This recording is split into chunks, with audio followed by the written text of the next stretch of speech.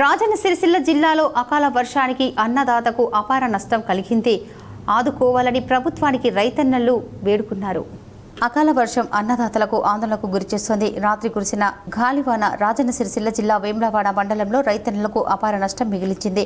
బొల్లారం గ్రామంలో 80 ఎకరాలు పంటలు దెబ్బతిన్నాయి. మరో 2 రోజుల్లో పంట చేతికందే దశలో విపరీతంగా కురిసిన వడగళ్ల వానతో పంట పూర్తిగా దెబ్బతింది. గ్రామంలో దాదాపుగా 75% వడ్లు నేలపాలయ్యాయి. మిగిలిన 20%లో తాలు ఎగవగా ఉందని రైతులు ఆవేదన వ్యక్తం చేస్తున్నారు. ఒక గ్రామంలోనే దాదాపు 50 లక్షల రూపాయల వరకు ఆస్తి నష్టం వాటిల్లిందని రైతులు ఆందోళన చెందుతున్నారు. పంట నష్టాన్ని అధికారులు పరిశీలించి ప్రభుత్వం ఆదుకోవాలని వేడుకుంటున్నారు. లేని పక్షంలో తమకు ఆత్మహత్యలే శరణ్యమని అన్నదాతలు ఆవేదన చెందుతున్నారు. నిన్న రాత్రి రాజన్న సిరిసిల్ల జిల్లా వేములవాడ రూరల్ మండలం బొల్లారం గ్రామంలో రాత్రి వడగళ్ల వాన పడడం జరిగింది.